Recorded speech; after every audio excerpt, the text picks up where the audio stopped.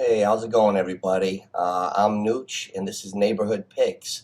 Before we get started on the channel, if you like the content and you like what we're doing, and you're a part of what we're about over here, make sure you always hit that like button.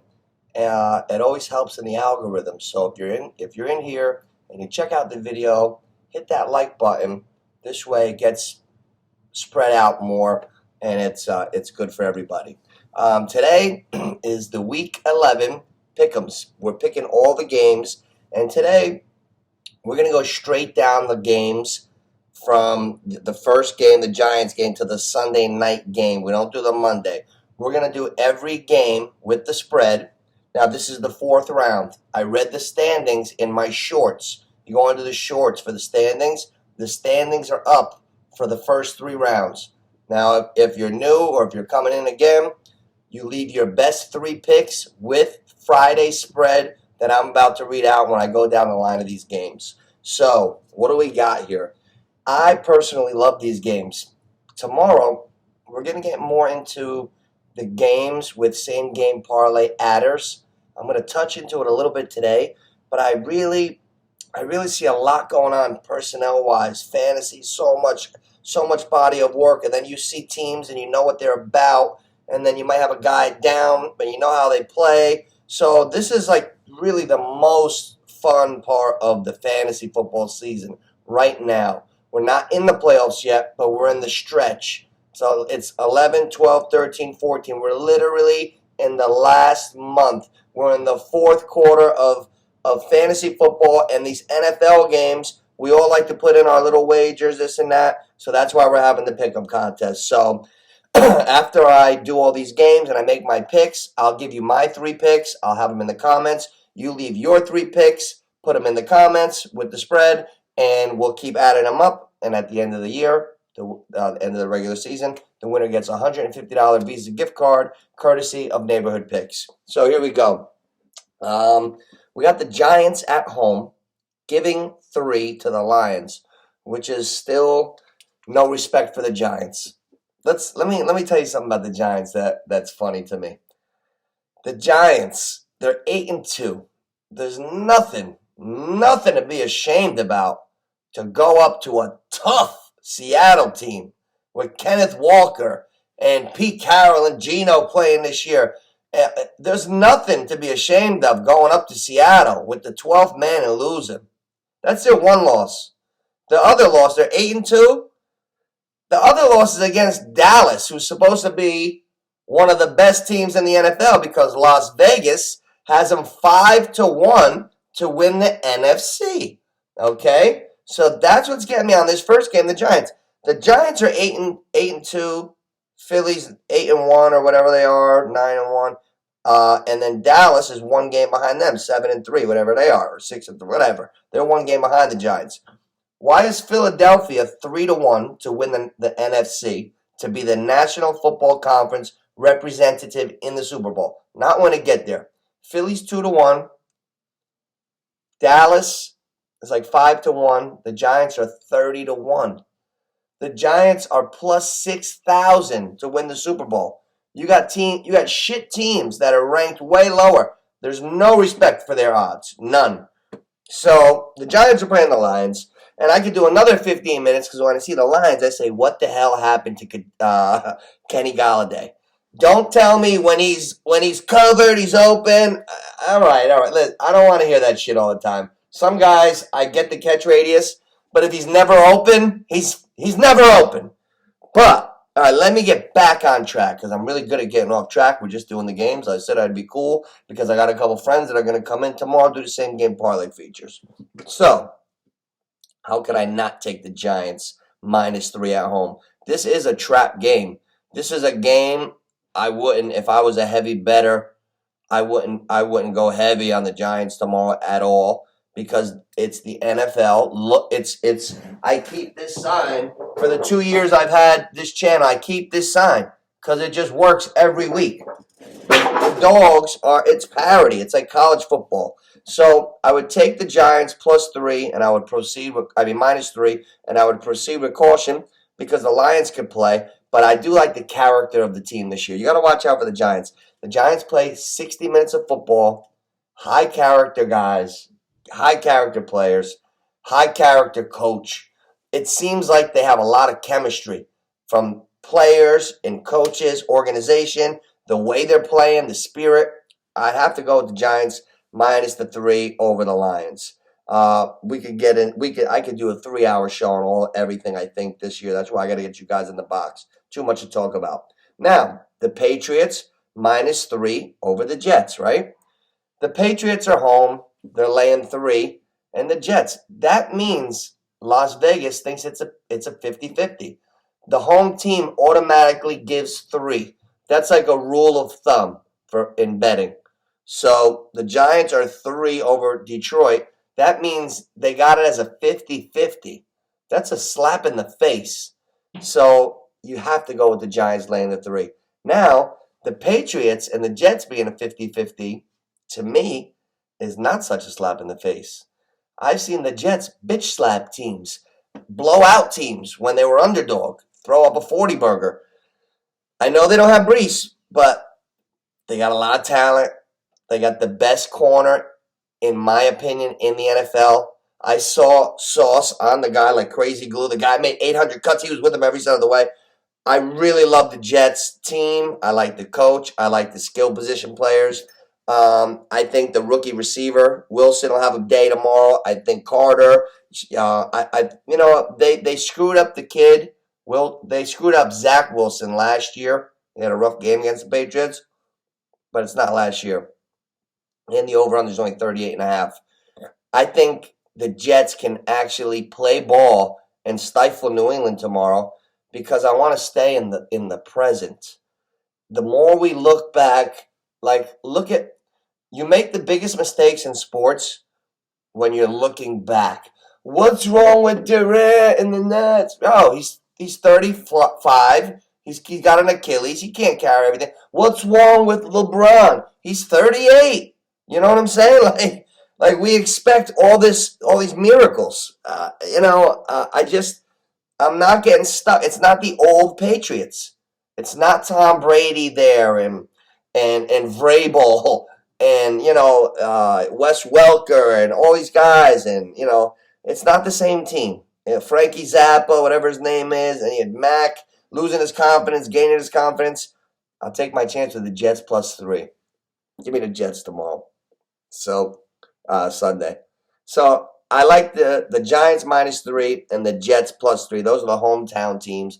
And I wanted to do a little extra on them because a lot of us are really zoned in on them because for the first time in a long time, we're going into Thanksgiving and we got the Jets and the Giants in a playoff hunt. How cool is that? So I had to drop a little extra on them. Now the Falcons are 3 over the Bears. That's tough because last week, if you just we're playing fantasy and you just saw Cordell Patterson didn't do anything, he was injured. He came back and he got hurt. And they pulled him off the field and never really put him back in. So I don't know what's going on with Cordell Patterson. Mariota hasn't been knocking my socks off, and Fields has. Justin Fields looks like he is coming on as a young star. He had the 2 greatest games in fantasy back-to-back weeks, last week and the week before, ever in the history of fantasy. It's on the StatCast. And I didn't get it off a reel on Instagram or something. I saw it on ESPN. Since 1950, since the modern era, no quarterback had 2 games as completely dominant as Fields. So that's saying something. What else do we have here? The Bills. Oh, I didn't make my pick. I like the Bears, obviously. Give me the Bears plus 3 over the Falcons. That division's weak. I think the Bucs are going to back in and be in the playoffs, but they're a shit team. All the teams that are supposed to be something, I'm not afraid of them in the NFC. So the NFC is going to be wild. I can't wait. I really can't wait. It's going to be so much fun. I like the Bears plus 3 over the Falcons. The Bills are laying 8 to the Browns. That game, super blizzard. It already got moved to Detroit. Buffalo, man, I wouldn't play around with the UCL. They're really not saying anything about Josh Allen's UCL. He has the strongest arm in the world. So that probably helps hide what he's going through. Because if you have the strongest arm in the world, which he does basically, even if it's hurting, he throws it good. But what I do know is, what's he, 25? That's an injury you don't play around with. Carson Palmer elected to not have the surgery years ago, and he was never the same. And Josh Allen, it's known, this is a baseball injury. It's known that if you get the Tommy John surgery, you're out a year, but you come back and the baseball pitchers all throw harder. Justin Verlander just had it at 38 years old. Now he's 39. He came back throwing harder. Every pitcher who gets, if they do something, they tighten up the ligament. But when you come back, it's not like anything. It's not like the ACL or nothing. On this one, you get the surgery, you actually come back throwing harder. So if Josh Allen, if this thing's hurt, they better shut it down and he better get the surgery. But they're not going to tell you. Were they announcing to us that, hey, Todd Gurley's career is probably over? No, Little McVay was going to, yeah, Todd's feeling fine. He's going to play this week. So I'm just hoping Josh Allen's okay. They should blow out the Browns, but they're on a neutral site. We don't know. We don't know. I like Cleveland this year. I like Chubb. I like Peoples Jones, the receiver. Cooper's been playing good. The defense is a little stingy. You know what? I give me the Browns plus the 8 because I got to root against the Bills anyway too because somebody I'm playing against has Diggs. Also, now we got the Eagles. Here's a serious game where I feel like I got a beat on this. The Eagles, they just came off a loss. They're laying 6.5 at Indianapolis. They're not going to cover again. I have a feeling that Jeff Saturday in there reinstilled a confidence. You got like a 39, 40-year-old guy talking to a 38-year-old quarterback. He's probably like, bro, listen, I'm here for like 6 games, dude. You're fucking playing quarterback. Matt Ryan's got a resurgence. Saturday's got him. Like, listen, we're not fucking around. Like, Matt Ryan has a chance to succeed here. He's got a connection with Paris Campbell. Paris Campbell, if you got him in fantasy, I mean, if he's on waivers or anything and your team's really hurting, you need a plug, a Band-Aid, I would go with Paris Campbell. He's got a nice chemistry with Ryan. I'm probably going to beat P-Riz with him this week in the flex, but we'll talk about that tomorrow. Okay, so I like the Colts. Long story short, I like the Colts plus the 6.5 at home. I like them to maybe beat Philadelphia and have a wacky game out there. The Colts play teams tough when they're not supposed to. The Colts have screwed me up on more bets in the last 5 years than anybody. So give me the Colts plus the 6.5. They're going to lose 50-0, or they're going to win the game. So I'm going to take the Colts plus 6.5. Now, at the end, I leave my 3 best bets. I didn't make them yet. Right now, I'm just going down the line. Now, we got the Saints -4 over the Rams. The Saints are home. The Rams, Stafford is hanging in that concussion protocol a little long. I mean, I don't know. Cooper Kupp is out. You got Ben Scaroni, the Cooper Kupp lookalike. He caught like 13 balls this year that I thought it was Kupp. I'm like, oh, it's Kupp. It was Scaroni. Now we're going to see if the Cooper Kupp mannequin lookalike can really play like him because Allen Robinson is going to stay at his spot in the X. Van Jefferson is going to stay where he usually goes. And I think most of the routes that are run by Kupp are going to be by Ben Scaroni. And look for Higbee to do well this week. But the quarterback has to play sufficient. I don't know if Stafford's playing yet, but the other kid's not bad. And plus, no matter what, the Rams are going to be down in this game. The Saints, they got Dalton playing. They got Chris Olave's back. Chris Olave's been quiet fantasy. People are like, what's wrong with him? He got hit in the head. If you're going to jump to a conclusion, you don't think he's that good, he is that good. He got hit. He got like a concussion. And then last week, he got bumped again. They took him out. And they erred on the side of caution. So a healthy Saints team tomorrow, as healthy as we think they will be, should beat the Staffordless maybe, Cooperless Kupp definitely. The Rams just stink this year. So I like the Saints and that defense at home, laying the 4 to take care of the Rams. Now another team, the Ravens are home, and they're playing the Carolina Panthers. The Ravens, they're strong. They got Lamar Jackson. And Carolina, See, the Ravens are a 12-point favorite, and you're like, whoa, whoa. The Ravens have been struggling a little bit this year. Like, that's not right. That's not right. And then you're like, why? And you're like, well, because Carolina, they've been playing good. Foreman's running like Henry. You got good players. P.J. Walker's playing good. Oh, hold up, Nooch. P.J. Walker's not playing this week. He's got a high ankle sprain. Really? Who's playing, Nooch? Big body Baker. Yeah. Baker Mayfield's playing. So, any type of parlay this week, anything, you put Baltimore with your other teams. That's just the add-on. They're definitely going to beat Carolina. You know what? I'll take a minus the 12, too. I love betting against Baker. I love when that little bastard goes up on his toes and they hit him with a clean shot. You're not even allowed to hit the quarterback anymore, and he is so skilled at putting his body in a compromising position that he still takes hospital shots, and you're not even allowed to hit the fucking guy anymore at the position. I don't know.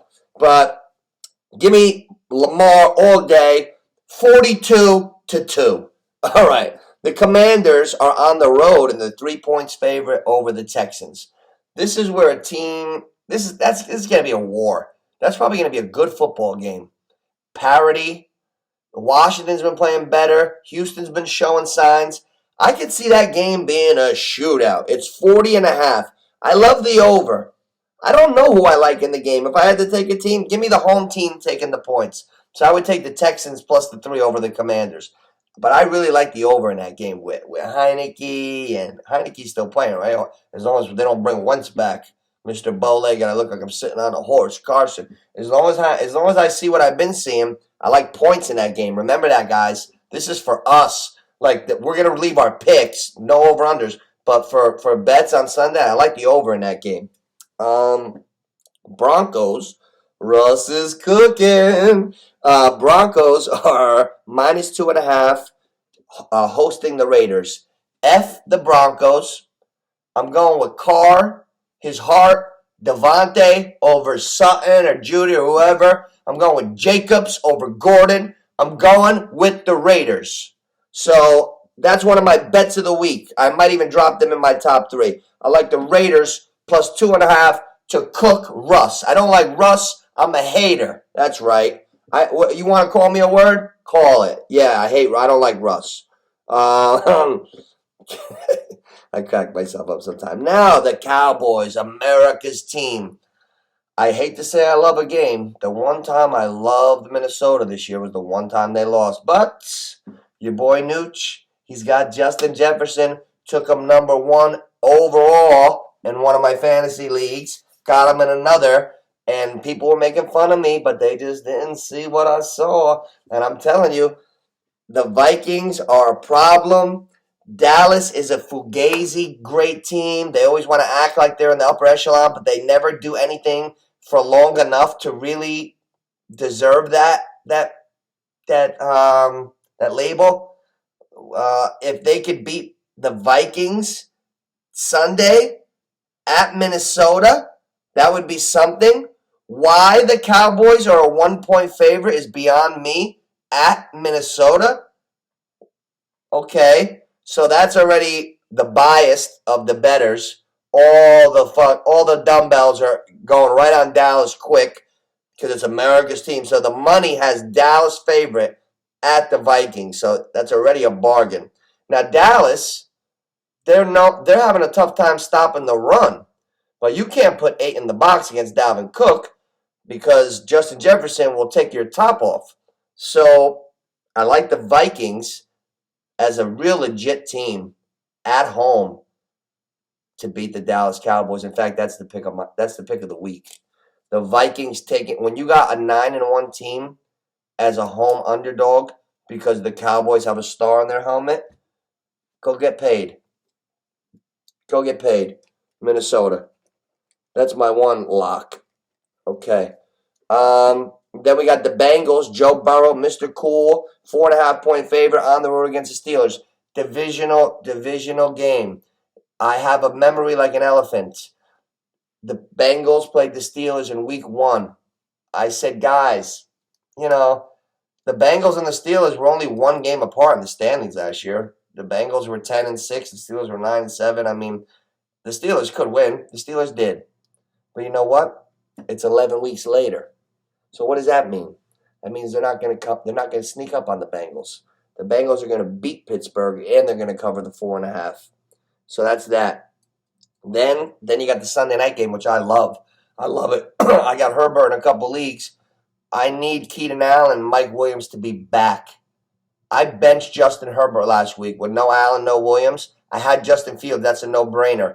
That's the only league that is staying that way. I benched Herbert last week for Garoppolo. Bing. Gained 5 points. Benched him in another league for Daniel Jones. Bing. Gained 7 points. 2 correct decisions. Benched him for Fields. Forget about it. You know what I'm saying.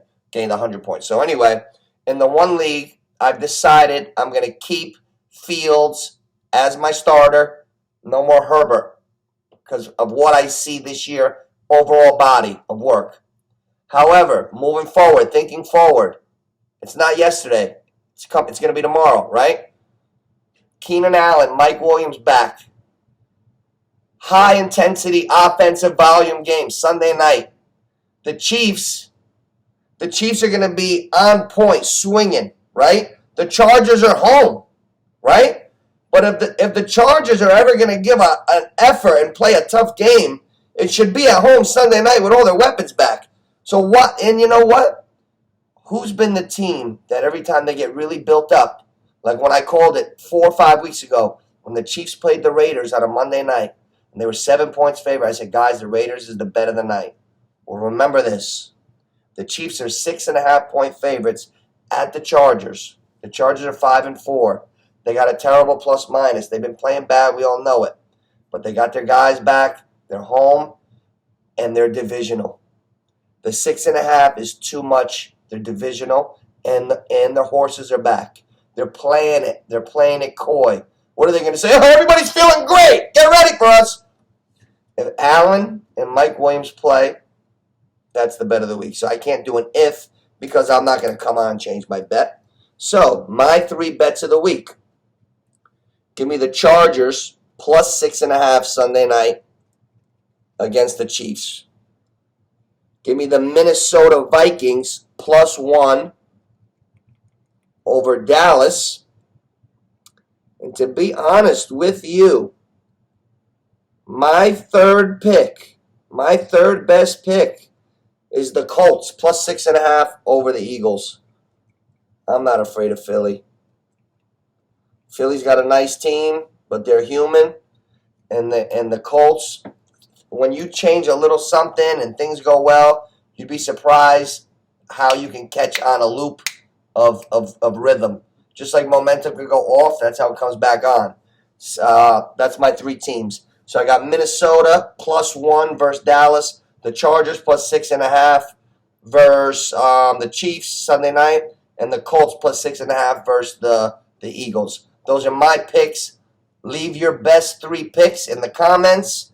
I will be adding them up. My mom actually has 8 out of 9 with the spread. All the comments are there. Every weekly Pickems, you see the comments. So you can count them up yourself if you ever have a question. I always list the standings, and the comments are always, and everything's in the comments. So guys, leave your best 3 picks in the comments, and good luck to you. And I'll be, you know what? I'll do a nice announcement Sunday night at the end of the late game. I'll give you the standings after round 4. This is week 11, round 4. So most of us will have 12 picks in. Some people started late, but that's okay. But the thing is, the person with the most wins after the last week of the regular season is the winner. So if you start late, that's okay. Is my mother going to pick 8 winners out of 9 spreads? That's almost impossible. So that number of her 8, I think I'm in second with 5. Like, she's going to come back down to the pack. So get in. Leave your best 3 picks in the comments. Hit me up, and I'll see you guys soon. Nooch Neighborhood Picks, all NFL content all the time. NBA is going to get started. We do everything. Like and subscribe. See you guys soon.